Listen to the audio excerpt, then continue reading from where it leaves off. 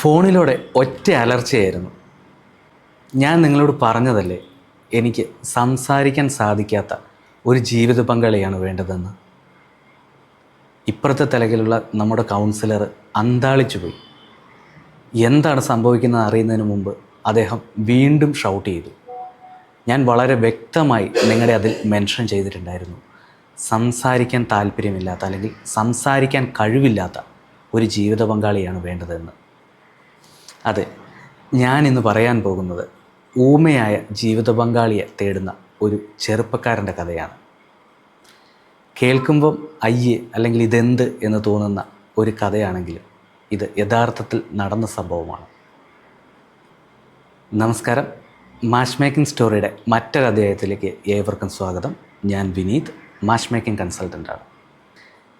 എല്ലാ ദിവസത്തെയും പോലെ പുതിയ പ്രൊഫൈലുകൾ വരുന്നത് വെരിഫൈ ആയിരുന്നു ഗീതു എന്ന നമ്മുടെ കൗൺസിലർ. അങ്ങനെ ഒരു പ്രൊപ്പോസൽ കണ്ടപ്പോൾ ആൾക്ക് പെട്ടെന്ന് എന്തെന്നില്ലാത്തൊരു ആശ്ചര്യം തോന്നി. അതിൽ പ്രത്യേകം മെൻഷൻ ചെയ്തിരിക്കുന്ന ഒരു കാര്യമാണ് സംസാരിക്കാൻ താല്പര്യമില്ലാത്ത അല്ലെങ്കിൽ ഊമയായിട്ടുള്ള ഒരു പങ്കാളിയാണ് തേടുന്നതെന്ന്. ഇതാൾക്ക് ഒരു കൗതുകം ഉണ്ടായി. എന്തായാലും വെരിഫൈ ചെയ്യാനെന്ന രീതിയിൽ ആളെ വിളിക്കുകയുണ്ടായി. ഈ ഒരു കസ്റ്റമറിൻ്റെ പേര് നമുക്ക് തൽക്കാലം ജീവൻ എന്ന് പറയാം. ജീവനുമായിട്ട് ഗീതു വിളിച്ചു സംസാരിച്ചു. അപ്പോൾ ആൾ പറഞ്ഞത് ഇത്രയേ ഉള്ളൂ, അതിൽ കൊടുത്തിരിക്കുന്ന കാര്യങ്ങളെല്ലാം സത്യമാണ്. ഞാൻ തേടുന്നത് ഊമയായിട്ടുള്ള ഒരു പെൺകുട്ടിയെയാണ്. അപ്പോൾ ഗീതു ചോദിച്ചു, സാർ എന്തുകൊണ്ടാണ് ഇങ്ങനെ ഊമയായിട്ടൊരു പെൺകുട്ടീനെ നോക്കുന്നത്? സാറിന് സംസാരിക്കാൻ കഴിവുണ്ട്, സംസാരിക്കാൻ പറ്റുന്ന ഒരാളാണ്, ഫാമിലി വെൽ സെറ്റിൽഡ് ആയിട്ടുള്ളതാണ്, പിന്നെ എന്തുകൊണ്ടാണ് സാർ ഇങ്ങനെ ഒരു ആളെ നോക്കുന്നതെന്ന്. അപ്പോഴും ജീവൻ പറഞ്ഞത് ഇത്രയേ ഉള്ളൂ, എൻ്റെ താല്പര്യം അതാണ്.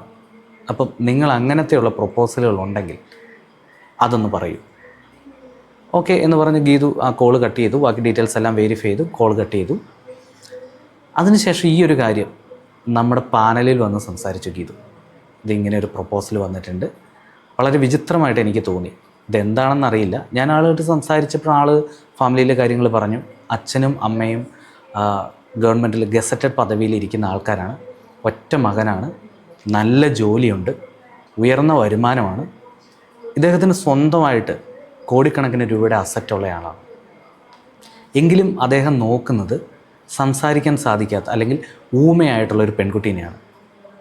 ഇത് ശരിക്കും ഞങ്ങളിൽ എല്ലാത്തിലും ഒരു ആശ്ചര്യമുണ്ടാക്കി. എന്തുകൊണ്ടാണ് ഇദ്ദേഹം ഇങ്ങനെ നോക്കുന്നതെന്ന്. നമ്മൾ അദ്ദേഹത്തിനെ വീണ്ടും വിളിക്കാൻ തീരുമാനിച്ചു. ഞാൻ അങ്ങനെ അദ്ദേഹത്തിനെ വിളിച്ചു. സാർ, ഞാനിങ്ങനെ ഒരു പ്രൊപ്പോസലിൻ്റെ കാര്യം നോക്കിയിരുന്നു, അല്ലെങ്കിൽ സാറിൻ്റെ ആ ഒരു പ്രൊഫൈൽ കണ്ടപ്പോൾ ഞങ്ങൾക്ക് എന്തെന്നില്ലാത്തൊരു ആശ്ചര്യം തോന്നി. സാർ എന്തെങ്കിലും പ്രത്യേക കാരണമുണ്ടോ ഇങ്ങനെ അന്വേഷിക്കുന്നതിന് വേണ്ടിയിട്ടെന്ന് ചോദിച്ചു. അപ്പോൾ ആൾ പറഞ്ഞു, ഇല്ല അങ്ങനെയല്ല, എനിക്ക് താല്പര്യമുള്ളൊരു കാര്യം ഇതാണ്. എൻ്റെ ജീവിത പങ്കാളിയായിട്ട് വരുന്ന ഒരു പെൺകുട്ടി, അവൾക്കൊരു ജീവിതം, അങ്ങനെയുള്ളൊരു കുട്ടിക്ക് ജീവിതം കൊടുക്കാൻ സാധിച്ചാൽ എനിക്കത് നല്ലതായി തോന്നി, അത്രയേ ഉള്ളൂ എന്ന് പറഞ്ഞു. അപ്പോൾ എനിക്ക് തോന്നി ഇദ്ദേഹം എന്തോ ഒന്ന് ഹൈഡ് ചെയ്യുന്നുണ്ട്, അതുകൊണ്ടാണ് അദ്ദേഹം ഇങ്ങനെ പറയുന്നതെന്ന് തോന്നി. അപ്പോൾ ഞാൻ പറഞ്ഞു, ശരി, ഒരു കാര്യം ചെയ്യാം, സാറിന് വേണ്ടിയിട്ട് നമ്മൾ ഡെഡിക്കേറ്റഡ് ആയിട്ടുള്ള ഒരു കൗൺസിലറിനെ അസൈൻ ചെയ്യാം. അദ്ദേഹമായിട്ട് അല്ലെങ്കിൽ അവരുമായിട്ട് സംസാരിക്കും. അവരുമായി സംസാരിച്ചതിന് ശേഷം നമുക്കൊരു പ്രൊപ്പോസൽ എടുത്തു തുടങ്ങാം.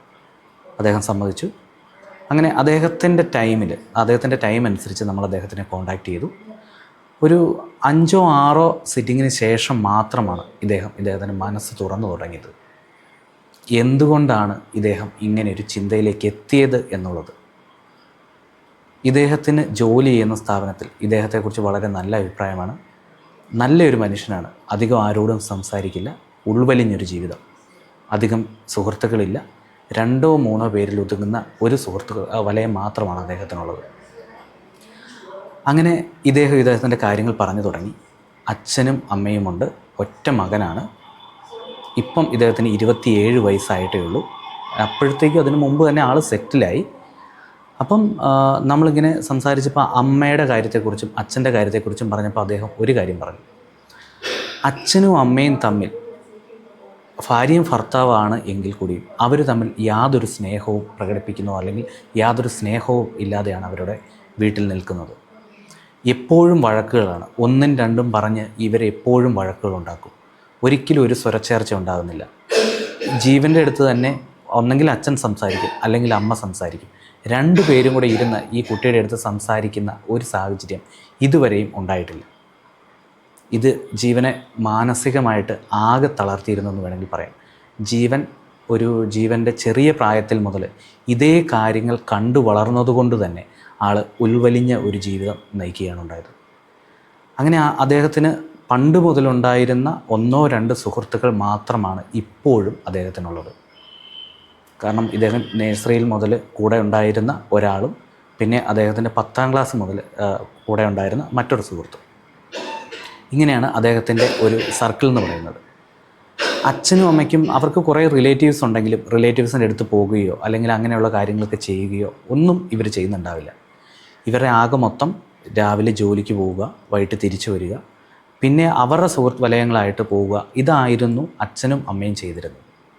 പക്ഷേ ഈ ജീവൻ്റെ കാര്യത്തിലേക്ക് വന്നപ്പോൾ ജീവന് ആവശ്യത്തിലധികം വിദ്യാഭ്യാസവും നല്ലൊരു ജോലി സമ്പാദിക്കുന്നതിന് വേണ്ടിയിട്ടുള്ള സഹായങ്ങളെല്ലാം ചെയ്തു നൽകി എന്നതിലുപരി മറ്റൊരു കാര്യത്തിലും ഈ ജീവന് വേണ്ടിയിട്ട് അവർ സപ്പോർട്ട് ചെയ്തിട്ടുണ്ടായിരുന്നില്ല. ഇപ്പം ഈ പറയുന്ന വിവാഹാലോചനയുടെ കാര്യം വരുമ്പോഴും അവർ കുട്ടീനെ വിവാഹം കഴിപ്പിക്കണം എന്ന ആഗ്രഹമുണ്ട്, എങ്കിലും അവരൊരു മുൻകൈ എടുക്കുന്നതായിട്ട് ജീവന് തോന്നിയില്ല. പിന്നെ ജീവൻ എന്തുകൊണ്ടാണ് ഇങ്ങനൊരു ചിന്തയിലേക്ക് എത്തിയത് എന്നുള്ളത് പറയാം. ജീവൻ്റെ സുഹൃത്ത്, ഏറ്റവും അടുത്തൊരു സുഹൃത്തിൻ്റെ കാര്യം പറഞ്ഞില്ലേ, ആ സുഹൃത്ത് ഒരു പ്രണയമുണ്ടായിരുന്നു. അദ്ദേഹത്തിൻ്റെ പ്രണയിനി എന്ന് പറയുന്നത് സംസാരിക്കാൻ സാധിക്കാത്ത ഒരു പെൺകുട്ടിയാണ്. അപ്പം ഈ പെൺകുട്ടീനെ ഒരു നീണ്ട പ്രണയത്തിന് ശേഷം അദ്ദേഹം വിവാഹം കഴിക്കുകയും അവരുടെ ജീവിതം സ്മൂത്തായിട്ട് മുമ്പോട്ട് പോവുകയും ചെയ്യുന്നുണ്ട്. ഏതോ ഒരു സമയത്ത് ഇവരൊരു തമാശയിൽ എന്ന രീതിയിൽ ഈ സുഹൃത്ത് ജീവനോട് പറഞ്ഞു, ശരിക്കും ഇവള് സംസാരിക്കാൻ സാധിക്കാത്തത് കൊണ്ട് തന്നെ വീട്ടിൽ യാതൊരു വഴക്കുകളുമില്ല, ആരുമായിട്ട് ഒരു പിണക്കവുമില്ല, ഞാനുമായിട്ട് ഒരിക്കലും വഴക്കുണ്ടാക്കിയിട്ടേയില്ല. അപ്പോൾ ഇത് ജീവൻ്റെ മനസ്സിലേക്ക് ഇത് ആഴത്തിൽ പതിഞ്ഞു എന്നാണ് ജീവൻ പറഞ്ഞത്. അപ്പോൾ ജീവൻ തീരുമാനിച്ചു, ഞാൻ വിവാഹം കഴിക്കുന്ന സമയത്തും ഒരു മൂകയായിട്ട് അല്ലെങ്കിൽ സംസാരിക്കാൻ സാധിക്കാത്ത ഒരു പെൺകുട്ടീനെ വിവാഹം കഴിച്ചാൽ എനിക്കും ഇതുപോലൊരു സാഹചര്യം ഉണ്ടാകും എന്ന് ജീവൻ കരുതി. ജീവൻ അങ്ങനെയാണ് പ്രൊപ്പോസൽ അല്ലെങ്കിൽ ഒരു പ്രൊഫൈൽ രജിസ്റ്റർ ചെയ്ത സമയത്ത് അതിൽ മെൻഷൻ ചെയ്തത് ഇതുകൊണ്ടാണ്. അങ്ങനെ നമ്മൾ ജീവൻ്റെ അടുത്ത് സംസാരിച്ചു. അപ്പോൾ ജീവൻ പറഞ്ഞു, ജീവ ഇങ്ങനെയല്ല, ഇതിൽ മറുവശം കൂടിയുണ്ട്, നമുക്ക് അല്ലാത്ത പ്രൊപ്പോസലും നോക്കാം. പക്ഷേ ജീവൻ ഇതിൽ തന്നെ ഉറച്ചു നിന്നു. അങ്ങനെ നമ്മൾ കുറേ നാളുകൾ ശേഷം, ഏകദേശം ഒരു 6 മാസത്തിന് ശേഷമാണ് നമുക്കൊരു പ്രൊപ്പോസൽ എടുക്കാൻ പറ്റുന്നത്. ജീവൻ പറഞ്ഞ രീതിയിൽ ഒരു പ്രൊപ്പോസൽ എടുക്കാൻ പറ്റുന്നത്. അങ്ങനെ ജീവനെയും ഈ പറയുന്ന പെൺകുട്ടീനെ നമ്മളൊരു പുറത്തൊരു സ്ഥലത്ത് അവരുടെ ഫാമിലിയായിട്ടൊരു മീറ്റിംഗ് അറേഞ്ച് ചെയ്തു. ഒരു കോഫി ഷോപ്പിൽ വന്നു. ജീവനെ സഹായിക്കാനായിട്ട് ജീവൻ്റെ കൂടെ വന്ന നമ്മുടെ ഓഫീസിൽ നിന്നുണ്ടായിരുന്നു. പിന്നെ ജീവൻ്റെ സുഹൃത്തും ആ സുഹൃത്തിൻ്റെ ഭാര്യയും ഉണ്ടായിരുന്നു. ശരിക്കും അവിടെ ചെന്നപ്പോൾ ജീവന് മറ്റുള്ളവരെ എങ്ങനെ ഫേസ് ചെയ്യണമെന്നോ അതിനൊക്കെ ജീവന് ഭയങ്കര ഒരു മടിയുണ്ടായിരുന്നു. എങ്കിലും പെൺകുട്ടിയുടെ അമ്മയും ഈ ജീവൻ്റെ സുഹൃത്തിൻ്റെ ഭാര്യയും അവരൊന്നിച്ചിരുന്ന് സംസാരിക്കാൻ തുടങ്ങി. ഒരു കോഫി കഴിച്ച് അവർ സംസാരിക്കാൻ തുടങ്ങി. ശരിക്കും പറഞ്ഞാൽ ജീവന് അവരുമായിട്ട് ഒരു രീതിയിലും കമ്മ്യൂണിക്കേറ്റ് ചെയ്യാൻ പറ്റുന്നേയില്ല. പെട്ടെന്ന് തന്നെ ആ മീറ്റിംഗ് അവിടെ ക്യാൻസലാവുകയാണ് ചെയ്തത്. അപ്പോൾ തന്നെ അവർക്ക് മനസ്സിലായി ഇത് മുമ്പോട്ട് പോകാൻ സാധിക്കില്ല എന്നുള്ളത് തന്നെ പെൺകുട്ടിയുടെ വീട്ടുകാർക്കും മനസ്സിലായി. അവർ നമ്മുടെ അടുത്ത് കാര്യങ്ങളൊക്കെ പറഞ്ഞു, നമുക്കെന്തായാലും ആലോചിക്കാമെന്ന് പറഞ്ഞു. അതിനുശേഷം ജീവൻ തിരിച്ച് പോവുകയുണ്ടായി. ഒരു കുറച്ച് നാളുകൾക്ക് ശേഷം ജീവൻ തിരിച്ചു വന്നു. നമ്മൾ വീണ്ടും സംസാരിച്ചപ്പോൾ ജീവൻ പറഞ്ഞു, ശരി നമുക്കൊരു കാര്യം ചെയ്യാം, അല്ലാത്ത കുട്ടികളെ നോക്കാം എന്ന് പറഞ്ഞു. അങ്ങനെ നമ്മൾ ജീവൻ പറഞ്ഞ രീതിയിൽ കുറച്ചധികം പ്രൊപ്പോസലുകൾ നോക്കി. അതിലൊരു പ്രൊപ്പോസൽ സെറ്റായി.